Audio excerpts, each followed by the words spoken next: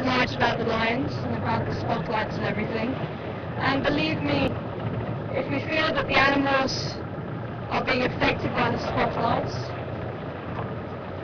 we will pull out of the sighting. And that's why we drop the spotlight and not shine directly on their face.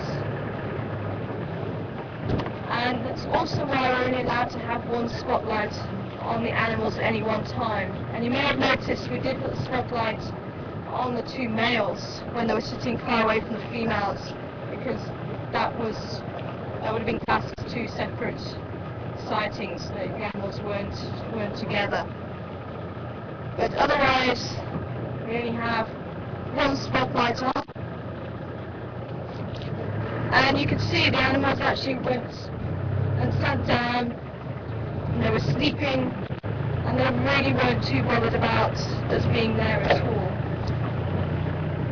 And I think actually seeing lions in their element, in the darkness, there's something very thrilling about that. And whenever you go on safari, there is an option to go on a night safari, and most places will overlap just slightly with the dark, so that you have a chance to see some of the animals in the darkness. And they do have a very different persona about them when it is dark.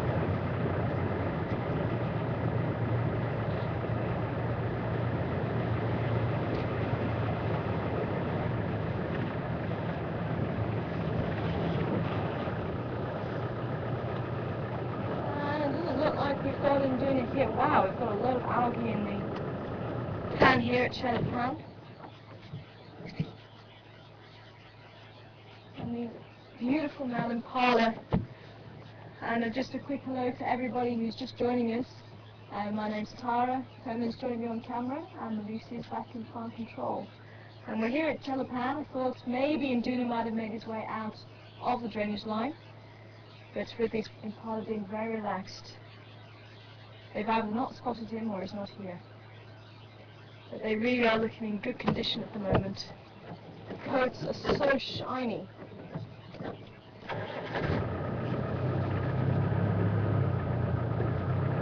Let's see if we can have a look at this male down here.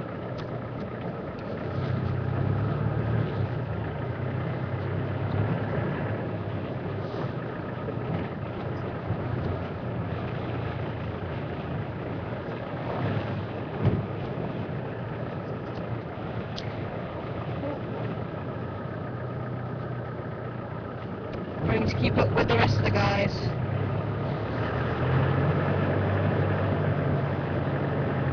They are in very good condition at the moment. Plenty of food, plenty of water. But as we go closer to the breeding season around April, March, late March, April, May time, those males are going to lose that condition. They're going to concentrate fully on breeding. They're going to be sparring and fighting with other males. They're going to be trying to chase females back into the center of their territory. They're going to be mating during the night. So it's going to be quite a hectic time for them. And it's possible for them to lose condition over a few days and lose their territory to other males. They will then be kicked out of the territory. The losing males may go and find other males to stay with while they regroup, so to speak, build up their strength again, try and eat and build up those muscles again, and then they can go back and fight for the territory again. And generally they'll make their way back to territory. Ooh, that's some leopard scat here. And leopard paw prints heading that way. And maybe we can have a look at it in the sun. Anybody who has have a burning desire to see leopard den, we're able to zoom in on it. If I go and stand next to it, you might be able to get a size comparison.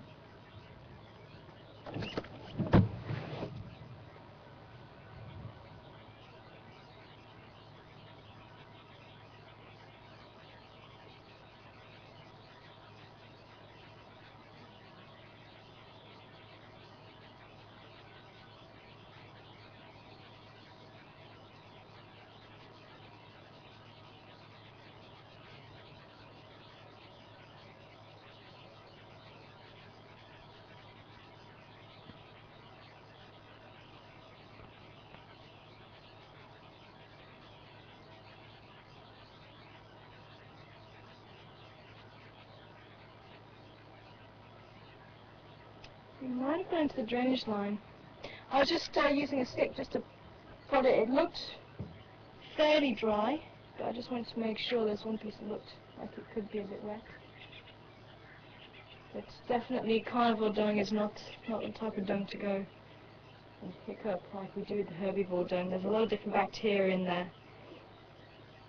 It's very dangerous to be picking up any omnivore or carnivore dung because of it.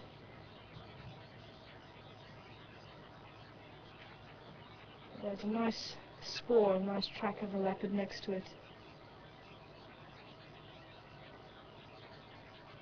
And when they first defecate, it's all wet and it's all very clumped together, and it can be much smaller than when it's dry. It expands as it dries.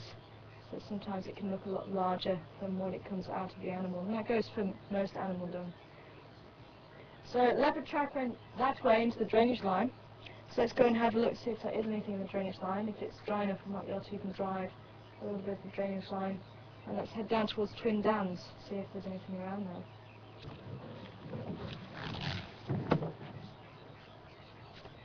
Still looking out for those rhinos, but I've come to the conclusion rhinos like to walk in circles here.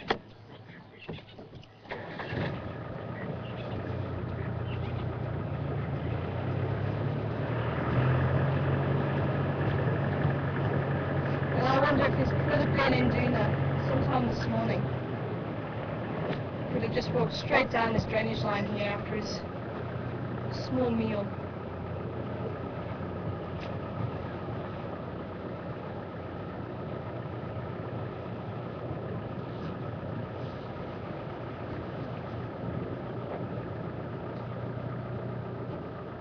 Maybe dry enough, let's see.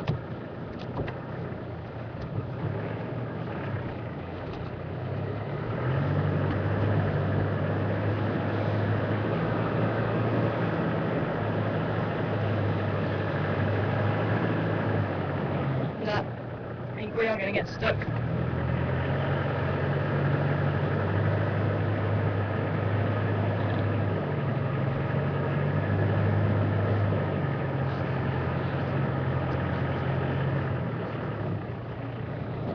It's a little bit wetter up ahead, and we're already starting to sink quite a bit there. So let's go further on towards Mamba Road.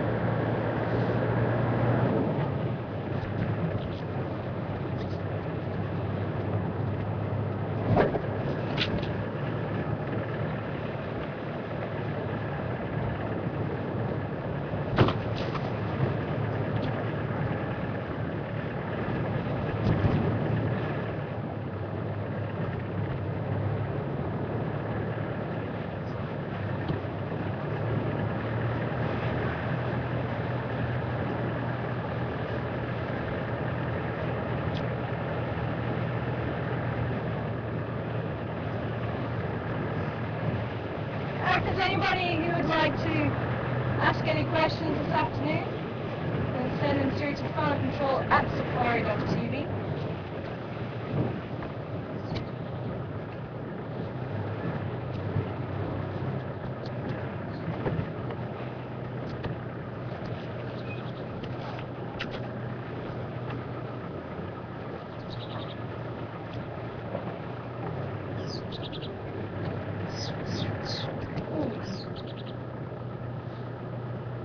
Back strike, sitting in the tree.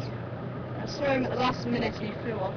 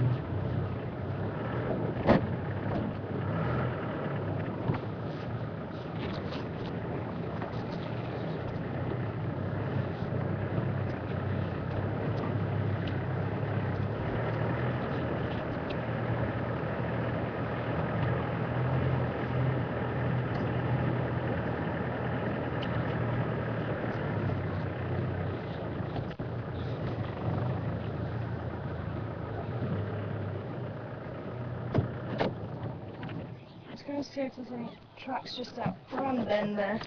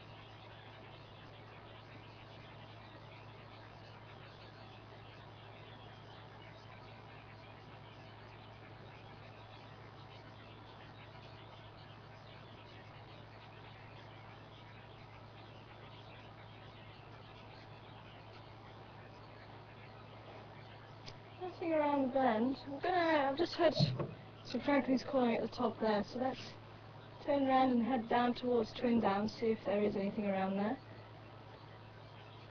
And maybe we can drive Mamba Road, or maybe even Batley Road, or maybe even that side, see if we find any more tracks.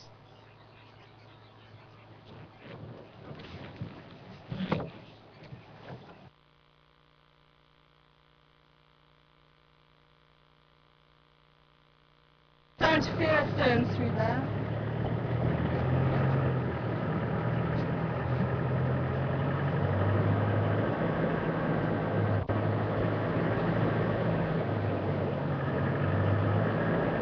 Sometimes water can just hide underneath the surface. I think it looks fine. And the next thing you know, it's sinking.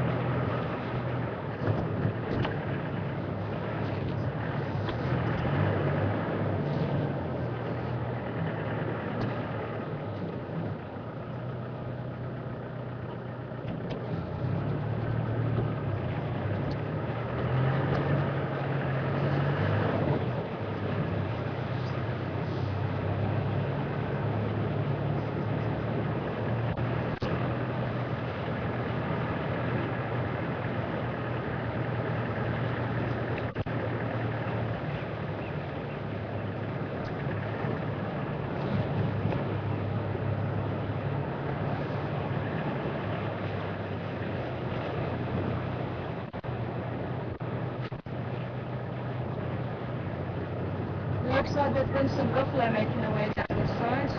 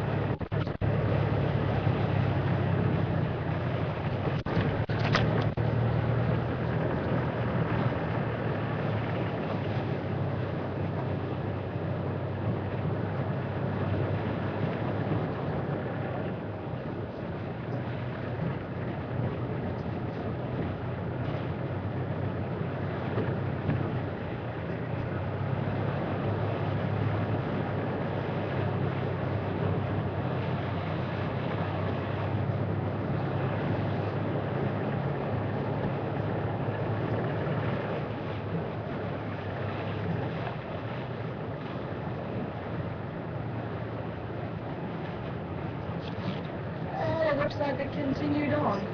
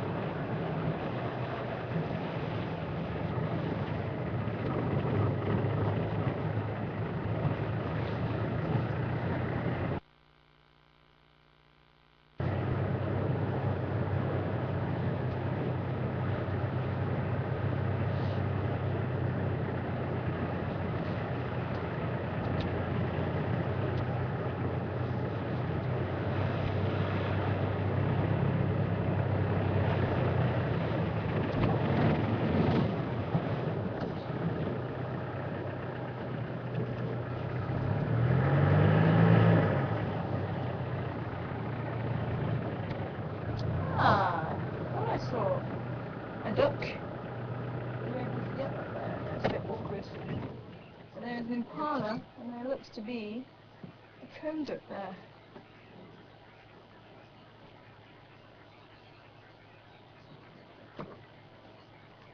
Otherwise known as a knob-billed duck.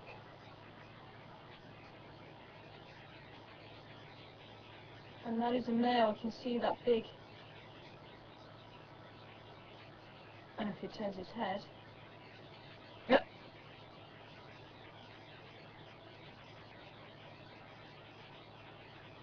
There you go.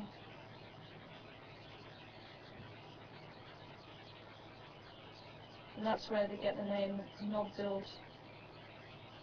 That big knob on the bill there, but they've changed the name to comb duck.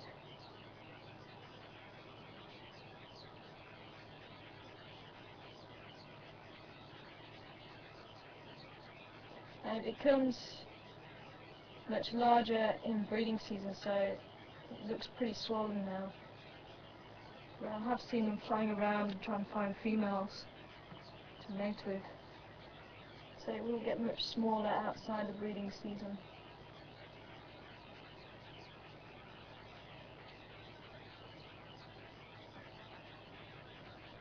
Looks like he's not too impressed with the impala using the shade.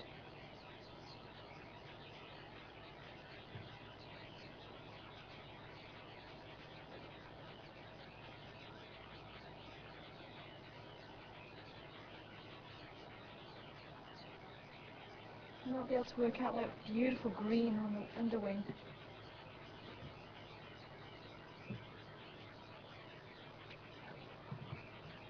Maybe some females on the water.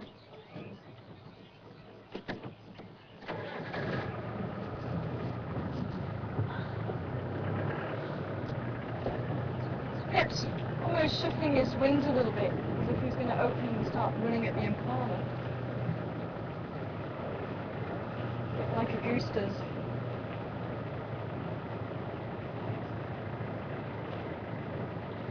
Right, I think the female just flew away. We do have some blacksmith lapwings at the corner of the water. You're able to see those. Nothing through there?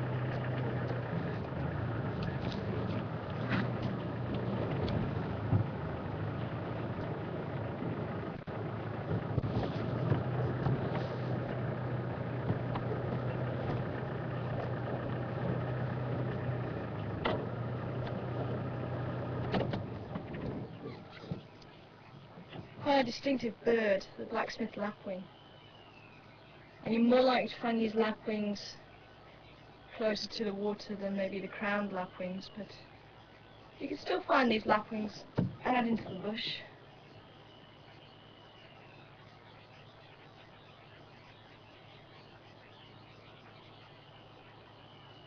But they will protect their chicks and their nests quite aggressively, and if you do try and walk anywhere near the nest that's on the ground, they will fly at you. Ah, there was a female comb duck, she's just taken off. She's hidden behind some vegetation. They're called a blacksmith lapwing because of the sound that they make, and it sounds like a blacksmith's hammer on an anvil. And they will call if you come too close, and if you get even closer, they'll start to fly at you and try and peck you, and it's called mobbing. And they'll do that with other animals too. And that is to try and steer you away.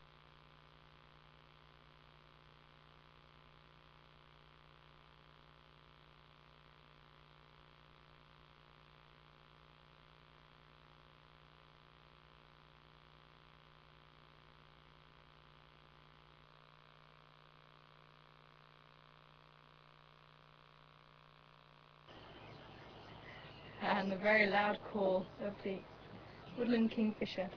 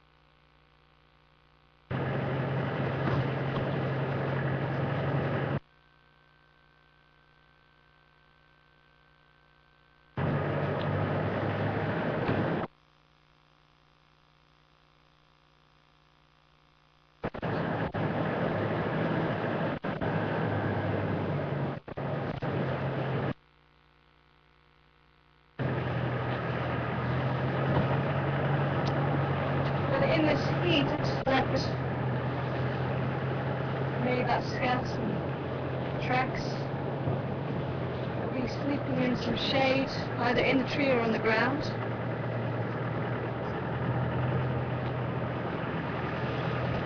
It might be quite difficult to see him at this stage.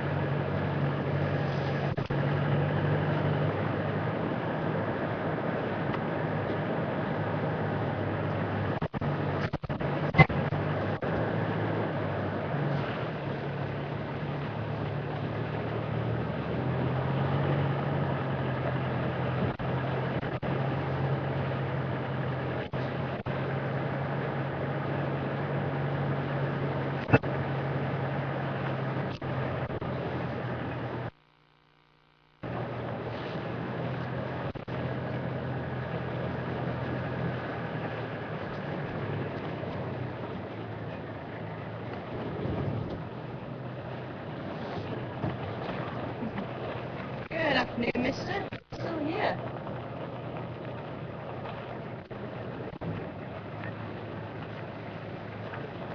You really come and say hello to us.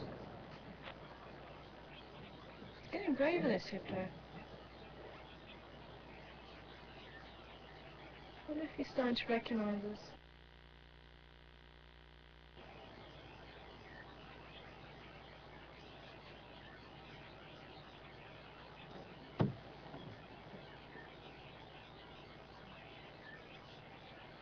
It's definitely to see why hippos would use water during this type of day, with it being extremely hot and the burning sun protecting his body from that harmful UV light. And their skin is very sensitive. They do have a secretion that's pink in colour. There's two secretions, and they're actually clear. As soon as they are released and it mixes with oxygen, they turn this pinky orange colour. Looks like they're bleeding. Hipposodonic and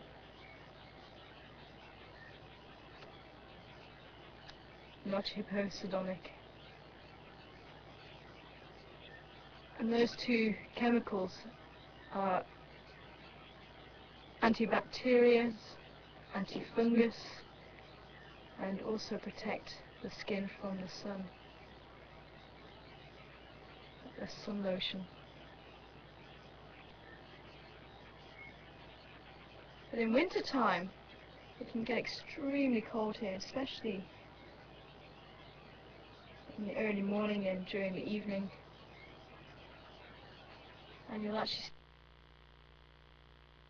see hippos coming out and sunbathing. Sometimes you'll see it during the summer, but not. It's very slow, and that helps when it is cold, so not losing too much body heat. So it's a very slow metabolism, and because of that, they don't actually need to eat as much as what you would think for an animal that size. And the average hippo can be about 1.5 tons.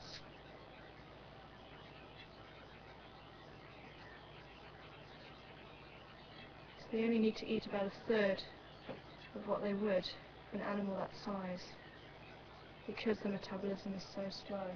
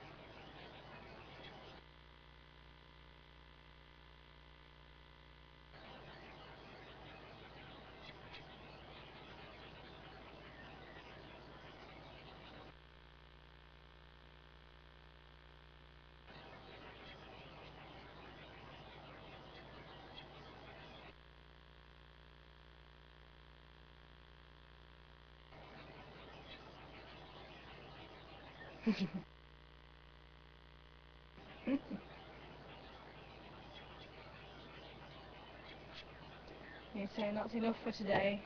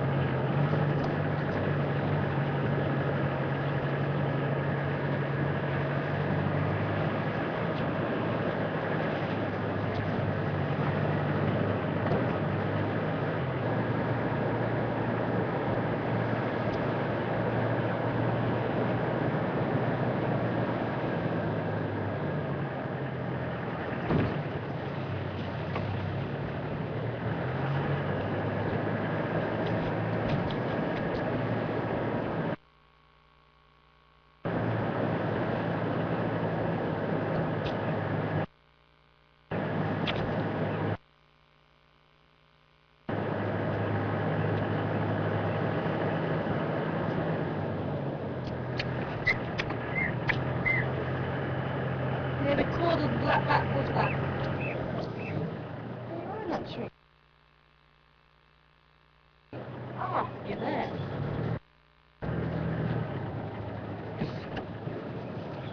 I'm going to be able to show you. Oh, he's gone. Great Austin. Black back, puff back. It used to be called puff back fright.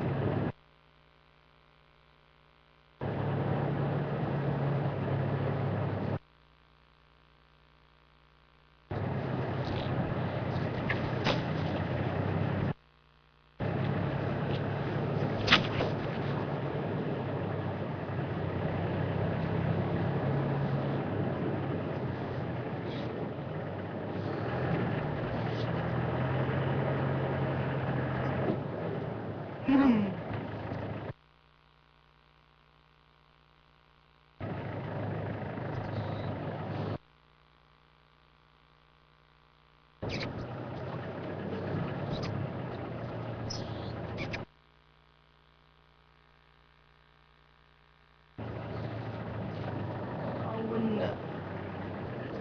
think there are some more dwarf mongoose up ahead. There's one in the middle of the road, yeah, there are some here.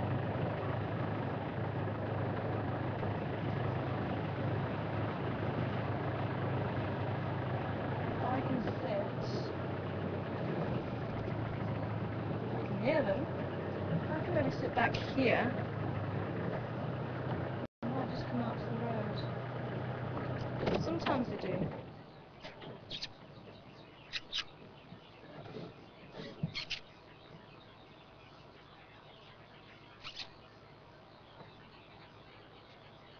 There we go, there's one coming out now.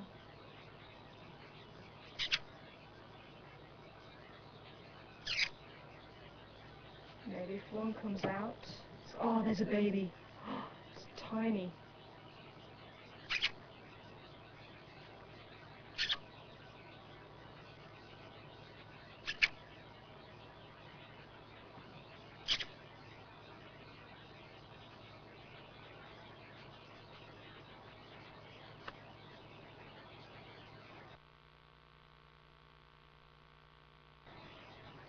And just like other mongoose, they'll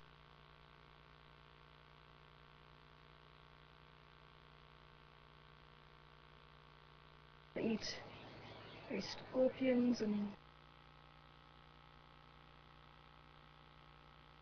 maybe even small snakes, all kinds of insects. They can couple of bit.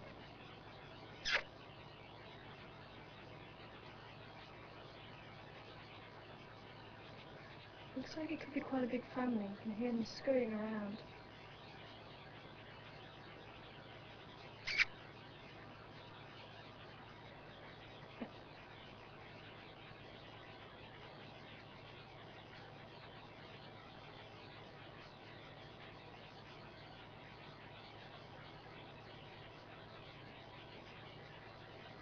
So let's see, they might be brave, they might come out.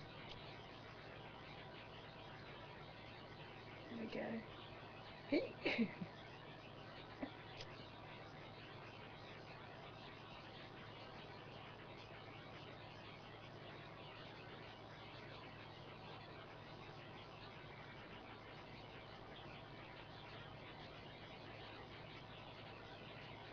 Oh, there's one right next to the vehicle.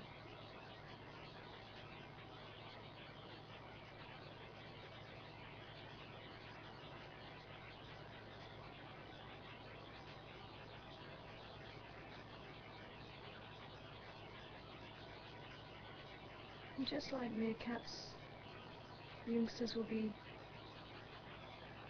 shown by the adults what to eat. I've actually got one coming right up to the vehicle. I don't know if I'm going to be able to see it.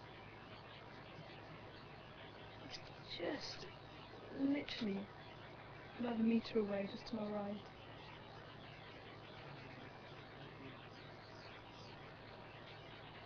just a little bit, it's just down here.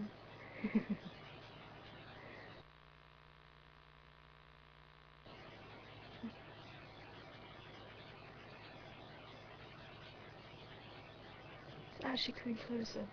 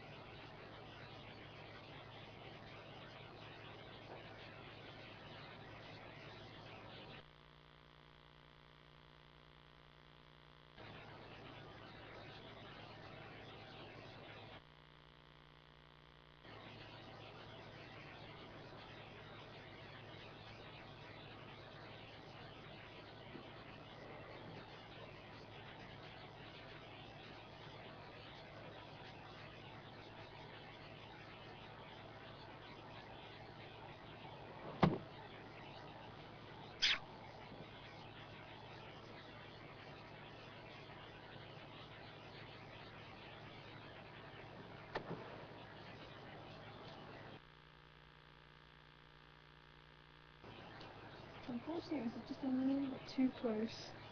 Oh, we've got them out on the road again. It was just a little bit too close for us to see with the camera, but it literally came about 20 centimetres away from us to come and have a look.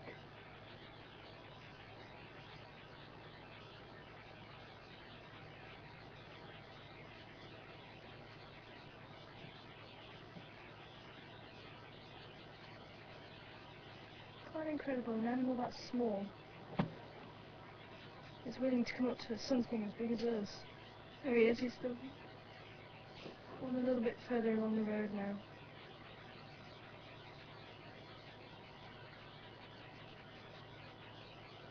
That's possibly one of the reasons why they're very successful. They are quite bold, and I've even seen them stand up to a leopard in a way that they'll wait until the last second before it has to really run away. Remember in Duna walking up towards a log, and there was a dwarf mongoose stood right up on its back legs, just like a meerkat does. And they're very close relations to the meerkats, just a smaller version.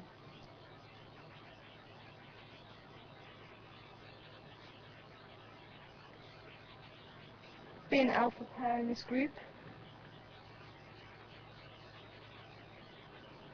though it can be quite tough at the top, it can be quite stressful being the alpha pair. And unlike the meerkats, they're actually more willing to take on board strangers. So if there is a female that moves from another family, if there's too many females in that family, female might move on and try and become an alpha female in another group. And the same with the male. If there's too many males in a family, he may move on and he may be able to become an alpha male. So there's a lot more movement in the dwarf mongoose than maybe other gregarious mongoose or meerkats. The meerkats can be very, very difficult when it comes to strangers. They're a lot more accepting. It looks like they're all moving on that way to forage, so let's leave them to it.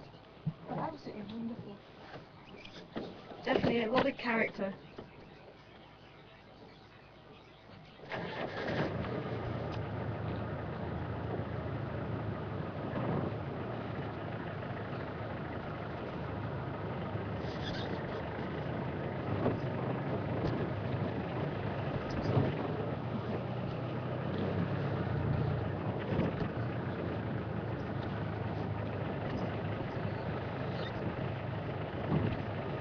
You hear them chirp.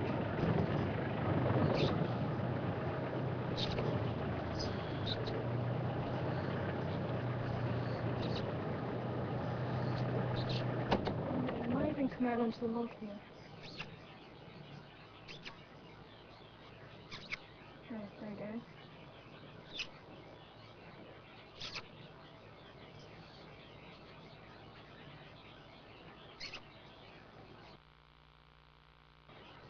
There's actually a baby in the termite mound. I don't know if you can see that one.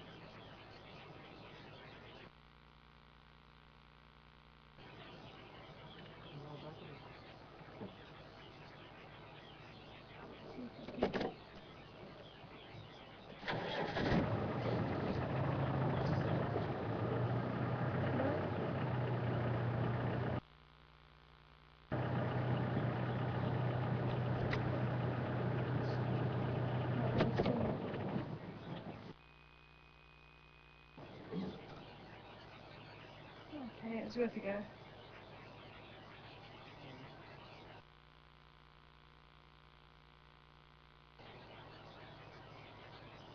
It looks like that could possibly be where they're denning at the moment.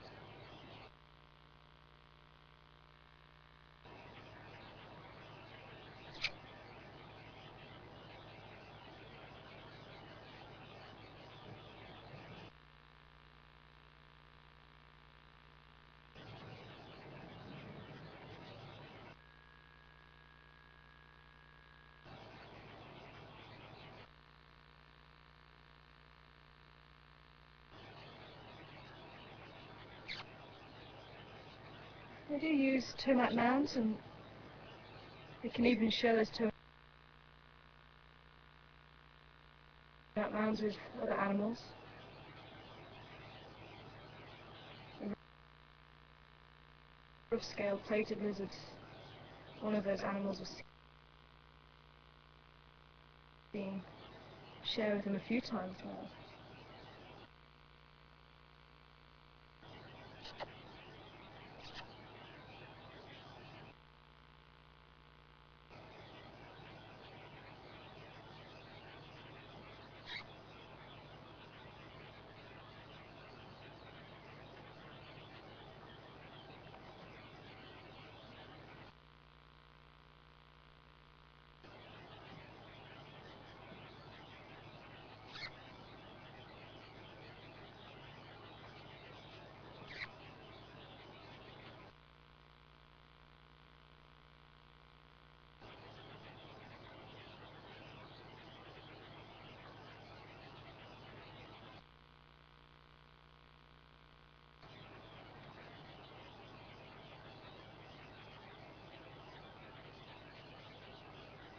But just like the meerkat, she will have a babysitter,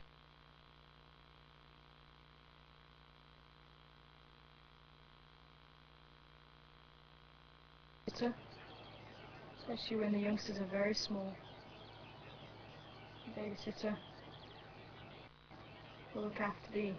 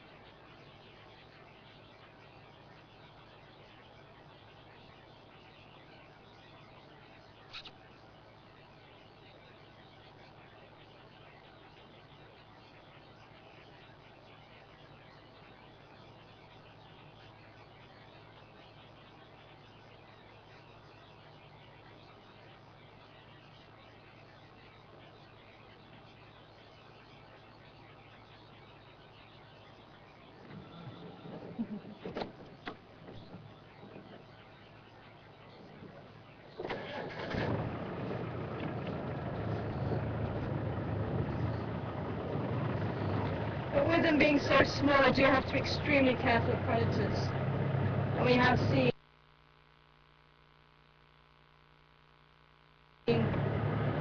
leopards and again in Juna, especially hunting wolf mongoose. Guys, like, that's why you will see them looking up constantly. From what I've seen, I don't tend to see a sentinel. I see somebody on sentry duty too much. Ooh. There were Kirky Franklins, but Krusty Franklins in the road. When you sandbath. I'm gonna go off the road. Okay. I think the reason being is, especially like meerkats, they tend to live in much drier, more arid areas, and they tend to be much more open. So the meerkats don't have as much in the way of bush to dive into if there is a problem, if there is any predators around. Whereas the dwarf mongoose, they tend to stay where it's fairly well covered, and I think we have seen on occasion on the open areas where there has been a sentinel. It could be because it was an open area. So it looks like they adapt to whatever environment they're in at the time.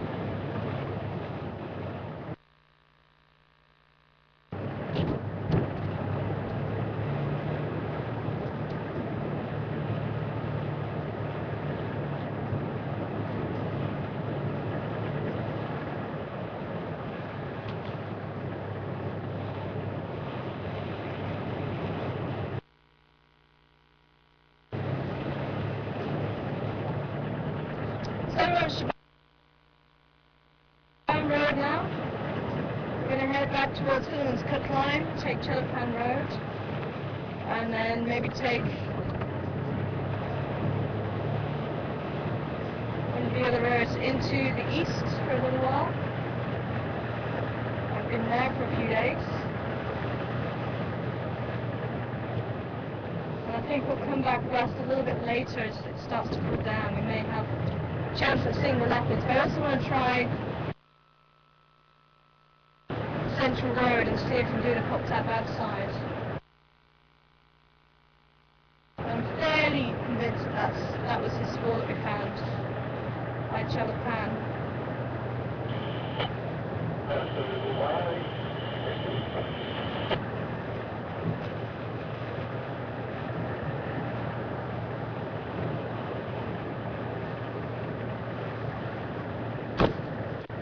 Good afternoon, stations. I've picked up Bluetooth so far.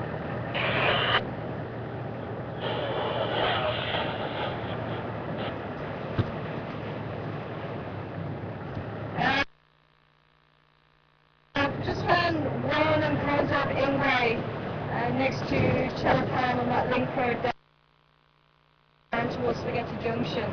They were scrambling south. So only one in Conzab.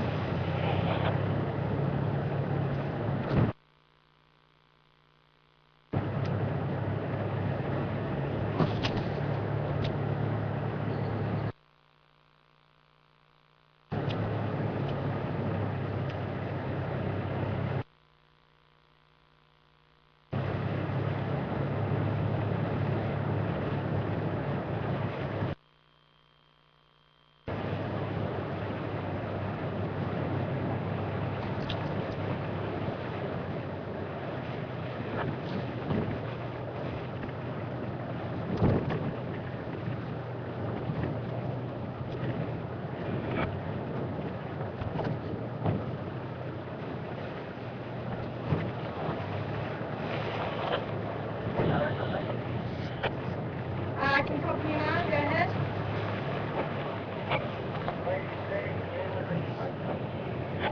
I had Ingrid this morning south of Juma Dam.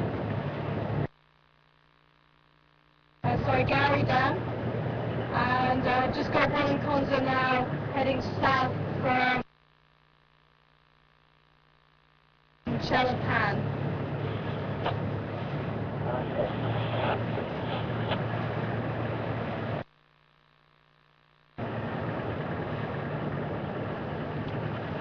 If you're interested, there's one on Booger and Treehouse Dam.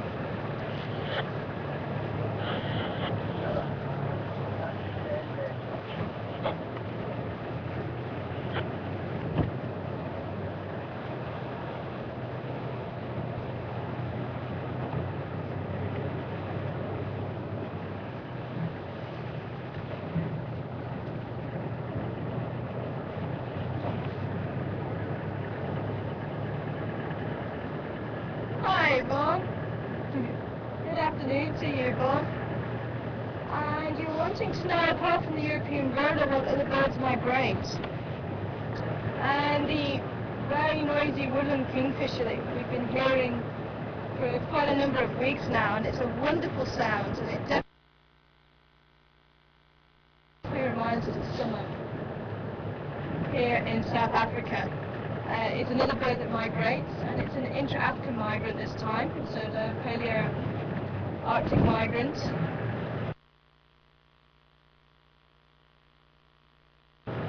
And all that means is the Paleo-Arctic migrants migrate north. Oh, the eater just took off. And the intra-African migrants go to the central areas of Africa.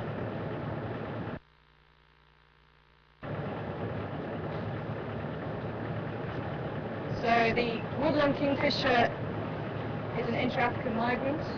So as soon as autumn starts to descend, we're going to not be hearing the woodland kingfisher anymore. They're going to migrate. And another bird that we haven't seen very often is the yellow-billed kite.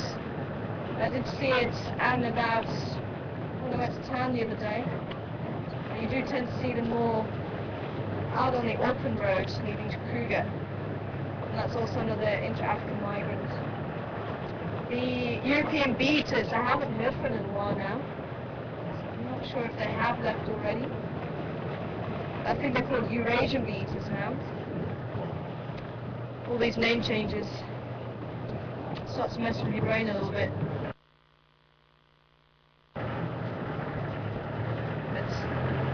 Eurasian or European bee-eaters, they head north. The swallows, most of the swallows also head north. What else have we got? The red-backed shrike also migrates.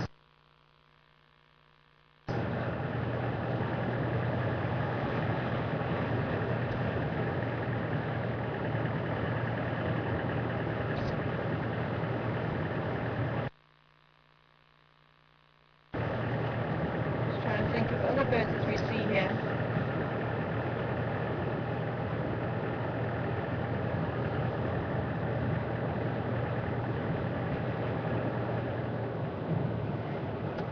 Oh, the steppe eagle. That's the other one I'm forgetting. The steppe eagle.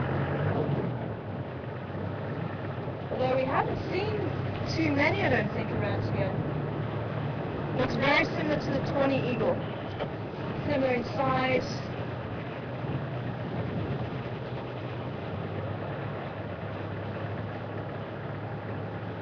The steppe eagle has a much wider gape than the tawny. So the thing to look for is where the mouth finishes, whether it's underneath the eye. If it does, it's a tawny eagle. If it's beyond the eye, then it's a steppe eagle. I think there's actually a difference in eye colour too, if I remember rightly.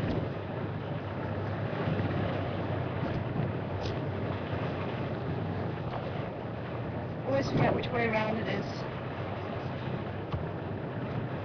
And the steppe buzzard also will migrate.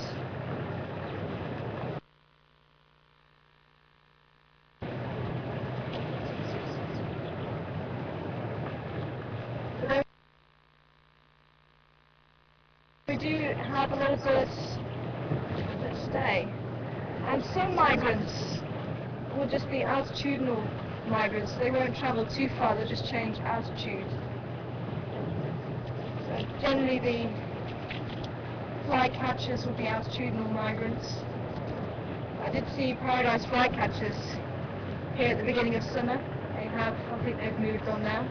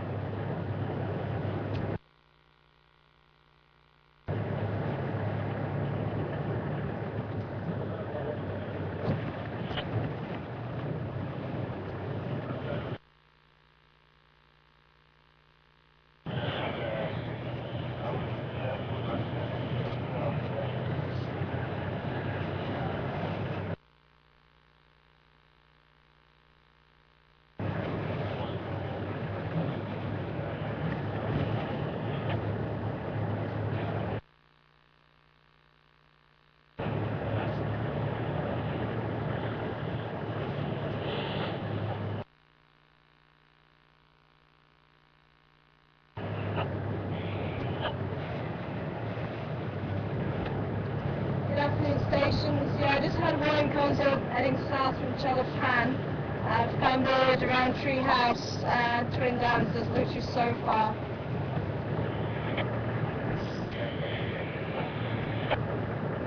Just if anyone's interested, there's one in Treehouse Dam.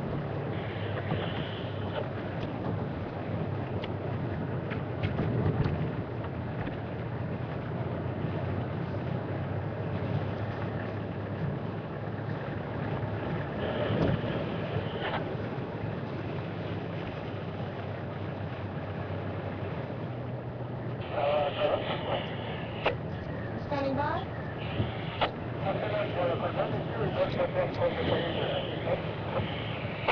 Good afternoon. Yeah, I had just one console from Ingray.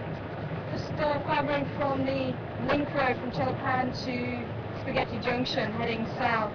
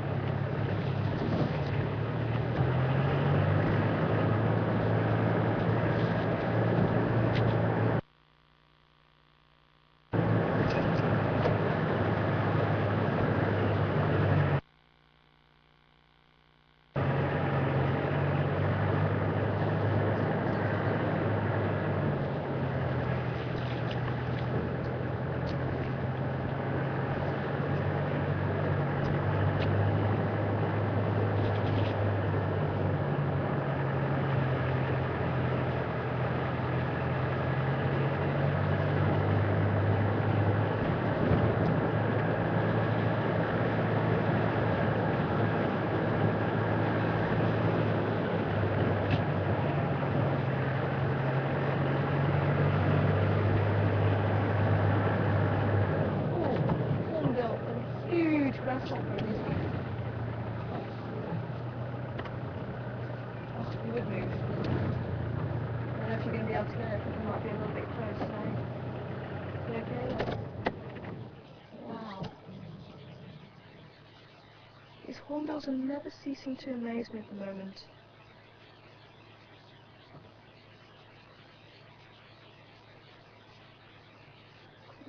A nice huge grasshopper. Some of you remember at least some pictures a while ago of a hornbill eating a bat.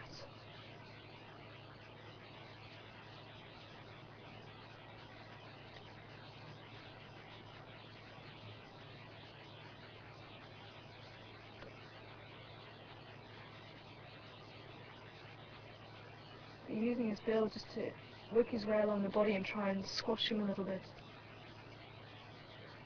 It'll be a little bit easier to eat.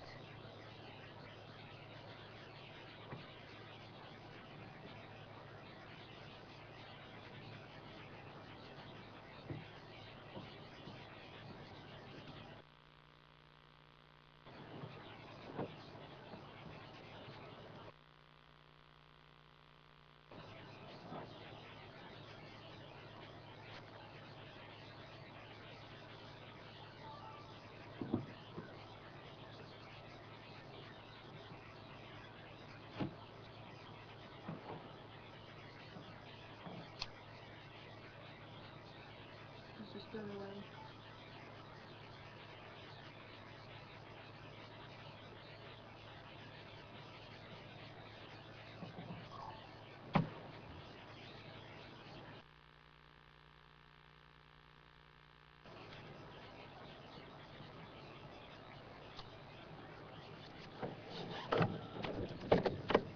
I was absolutely amazed at this yellow-billed hornbill eating a bat, and the bat's belly was probably about this wide, and its wings also, and we just stood there in astonishment. I thought there's no way it's going to be able to eat this bat, but lo and behold it did.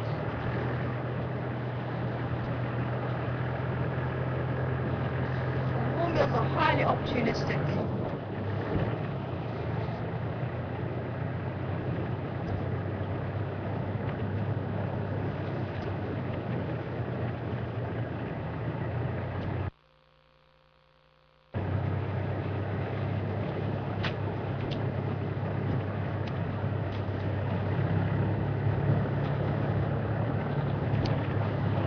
I've been doing a little bit more reading since I've been asked about skunks, and I was asked a few days ago if we have any skunk-type animals,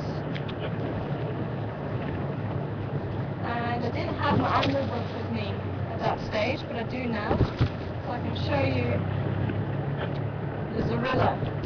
The zorilla is also known as the striped polecat. And that is one animal that is thought to excrete foul smell, just like the skunks.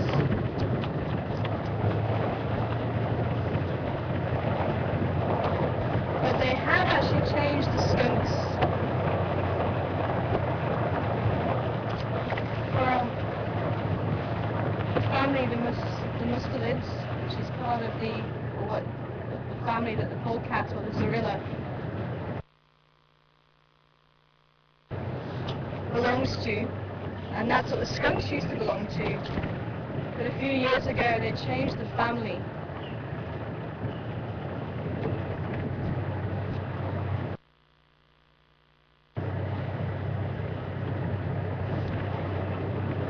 to Mufilidae, and the Mufilidae are only found in North and South America. They're not found anywhere else in the world by the looks of it.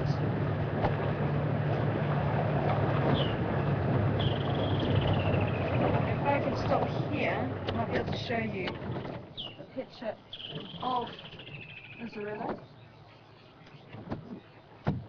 Quite a beautiful animal. And also it does share the same colour as the skunks, black and white. Now black and white in animals is one of those warning signs, and it's called aposematic coloration. And if ever you see white and black, it does mean that they're dangerous in whatever way. Same as yellows and reds, and it tends to be in nature, steer well clear of these. So if I can put this up here, better in the sunlight, I think, which should show up quite nicely. So this is a Zorilla here. And you can see the black and white just like a skunk. As I say, it is also known as a striped polecat, so it's not a true skunk. Now, in the bottom of the corner of the picture here, you can see there's two animals, striped animals, and it's just showing the difference between the striped weasel, which is this one here, and the striped polecat. Because we do have a striped weasel, if I can turn the page. This is the striped weasel. Now, I've never seen either of these. I'd love to see them. But this is the striped weasel, and this is about, where does it say, length of about 50 centimeters, and shoulder height about 50 centimeters. So it's not a very big animal.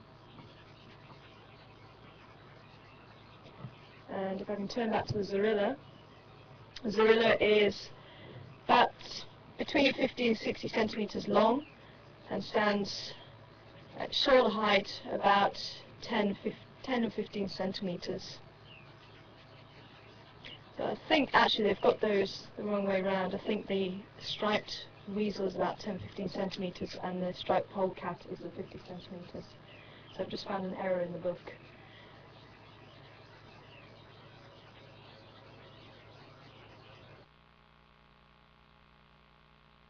The striped polecat is much bigger. So that is one of the animals that does squirt a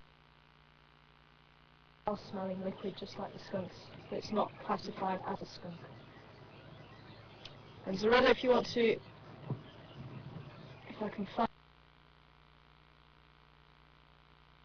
find out how you spell it actually.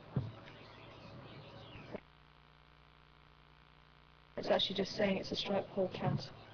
But Zorilla, Z-O-R-I-L-L-A, I think is how you spell it. That's its other name.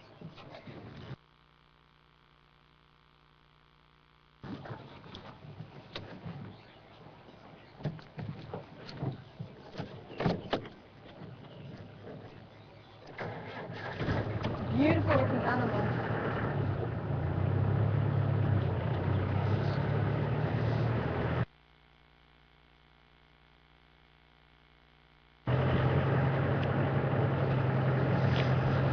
And that's one thing the mustelids, or most of the mustelids, have in common, is this gland, the anal glands, but not all of them can squirt the liquid, but it is believed the polecat can. The only mustelids that don't have that anal gland is the otters.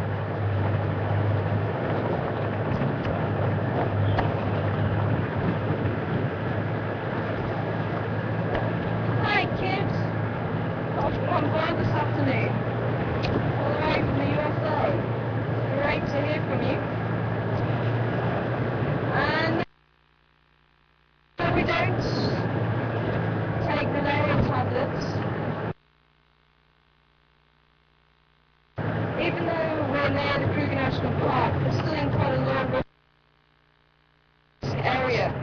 So we have a low density of people in this area. And quite interestingly enough, this mosquito is the mosquito that carries the malaria. Malaria being a protista. It's not even like a bacteria or a virus, it's a tiny, tiny organism. And it's only the female mosquito that carries the malaria. The males don't bite, it's only the females that drink blood. The males don't eat. And quite interestingly, I learned from Mark the other day that you can ID them by the way they sit on you. If they sit at 45-degree angle from your body, then it's an Anopheles mosquito. And apparently the larva also sits at a 45-degree angle in the water. And the adult can only fly around 200 meters from where it is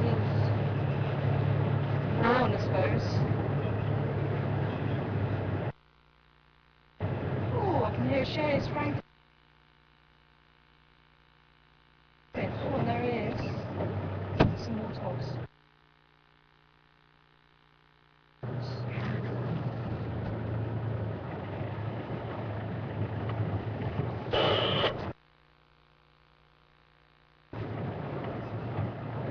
I'll drink your beer, I'll drink your beer.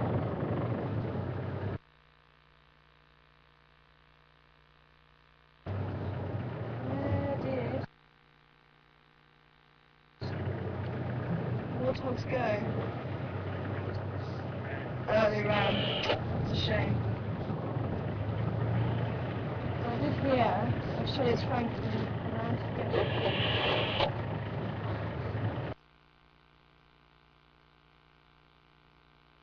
Oh, there she goes.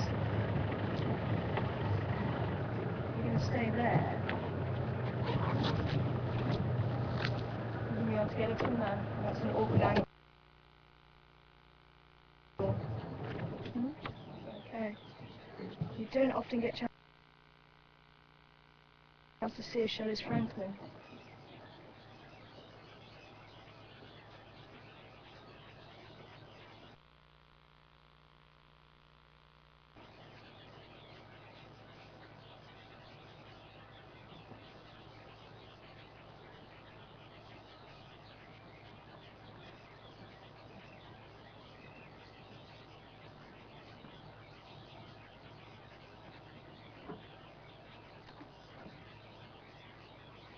No, don't run away.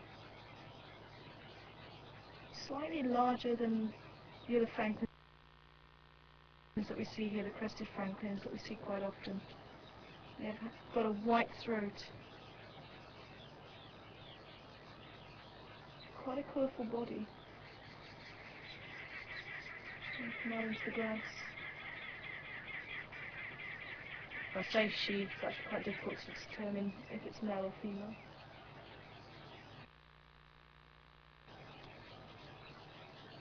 Oh, gone.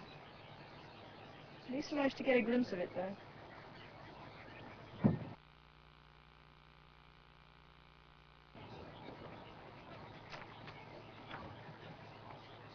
I'll drink your beer, I'll drink your beer. Why is it all the Franklin calls orientate around beer?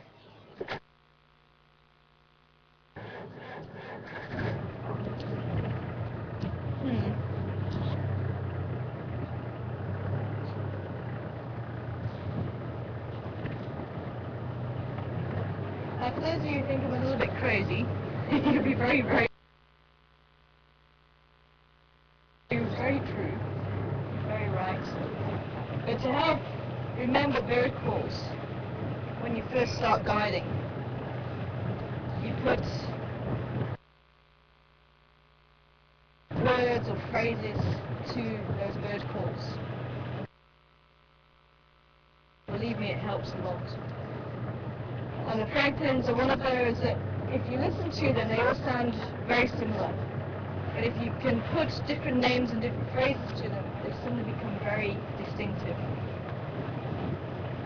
And then Crested Franklin's, if you can say beer and cognac, and that is the Crested Franklin's, and it's actually a duet sung by the male and female. Shelley's Franklin, as you heard, says, I'll drink your beer, I'll drink your beer.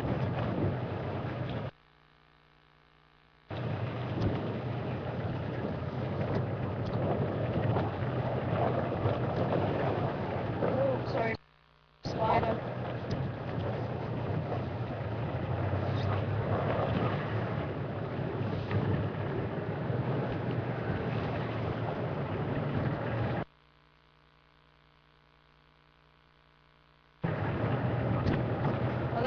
The top Franklin for me says, hot diggity, which don't ask me what it means. I never got it off a cartoon once.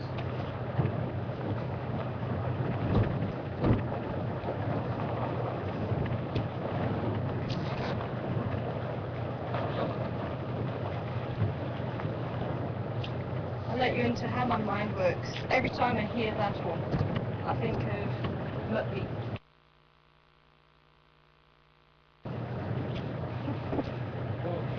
The dog Muttley, yes. Don't ask me why.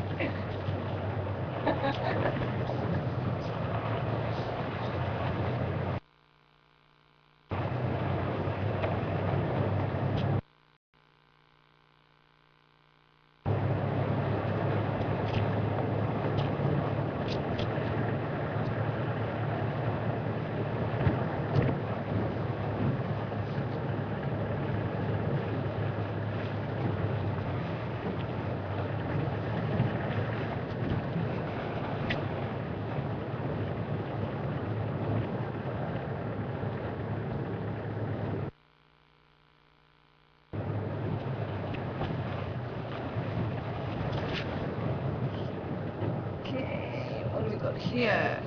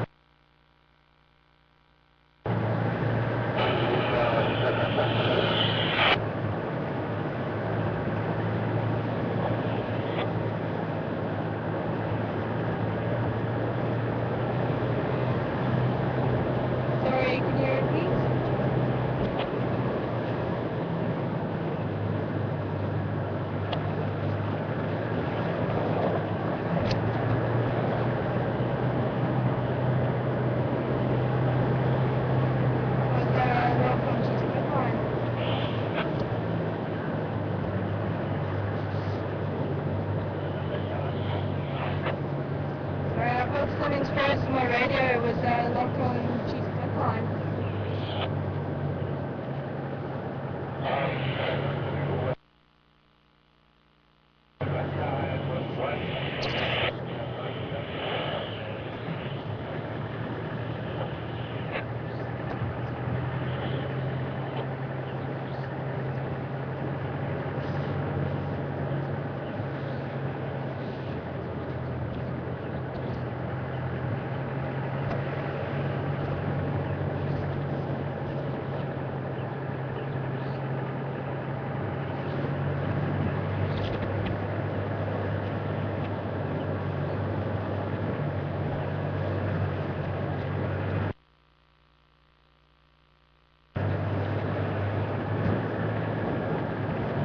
Check out any of these little pounds, these mudrellos. See if the rhinos are around too.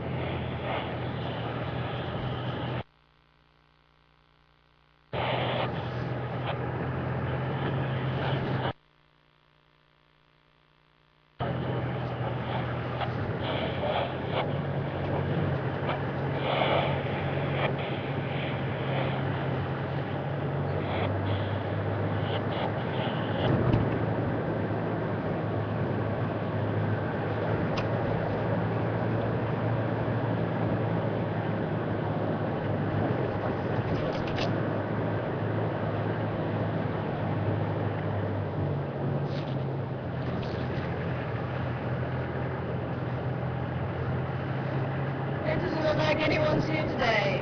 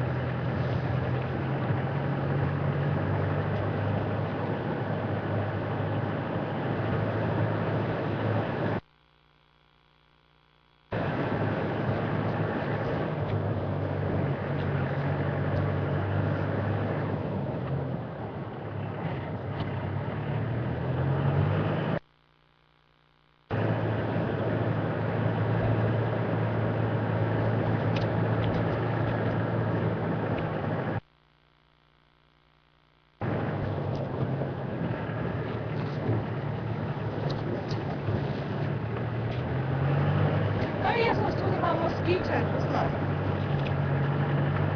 Got sidetracked by the Shiller's Franklin.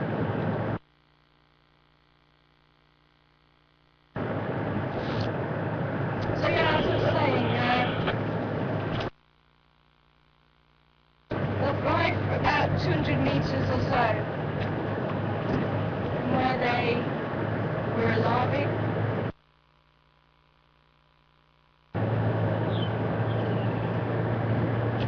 And because we're not really living in a very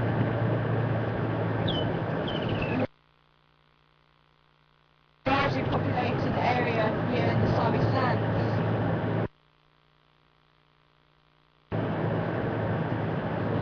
we're relatively lower risk than the villages that surround the area. So Dixie and Woodsgrades are quite high populated areas, so there's a higher risk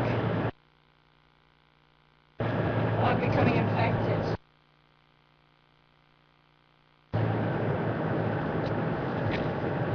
So we do have to be very careful when we go into those areas, but even so, we protect ourselves. We usually have some insect repellent and wear long clothes at night.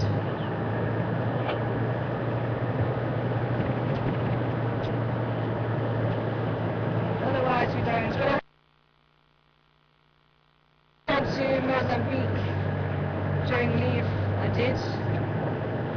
It is quite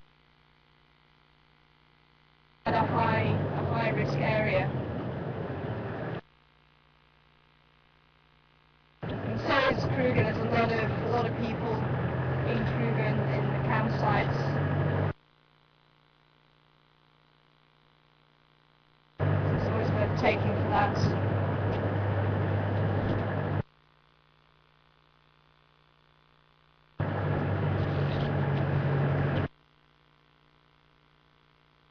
If someone came back from the village with malaria, there could be a chance of catching it. The mosquito bit them and then flew 200 meters.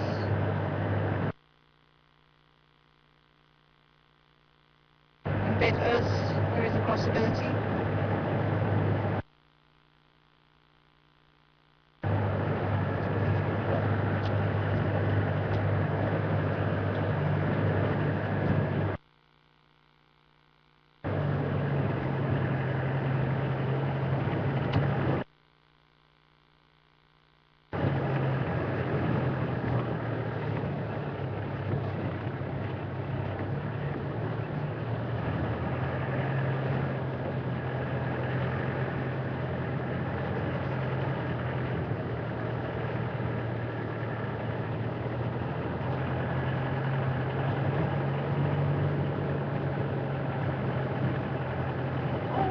Are you able to get that bird in the sky? It looks like it was a fish eagle.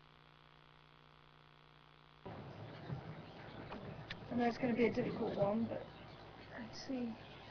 Yeah, it is a fish eagle.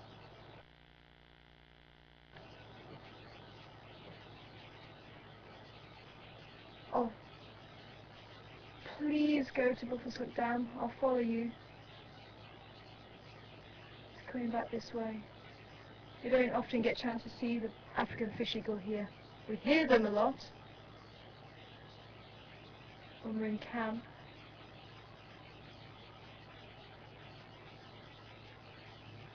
Beautiful white breast and chestnut body.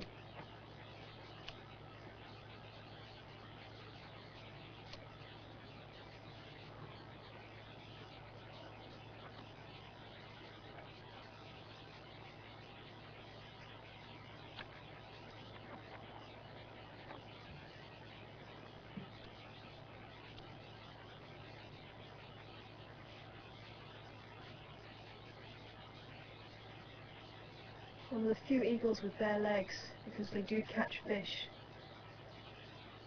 If they have feathers on the legs, they're going to get waterlogged when they do catch the fish.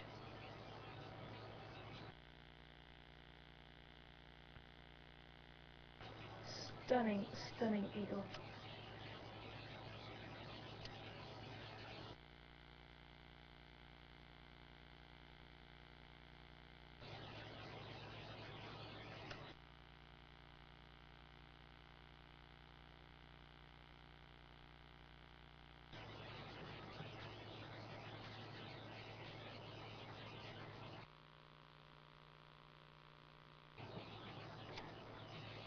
I'm just going to see if it's going to land.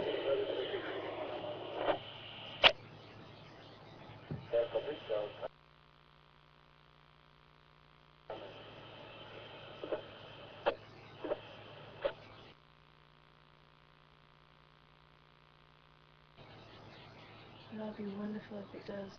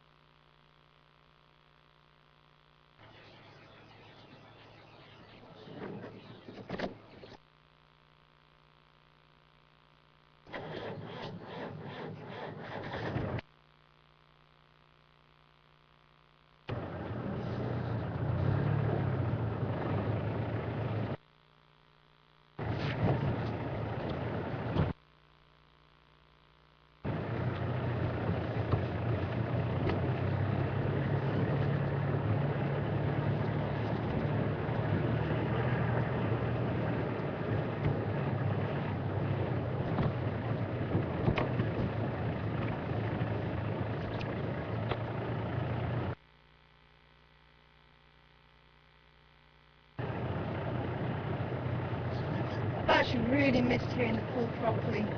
So I hear it off in the distance.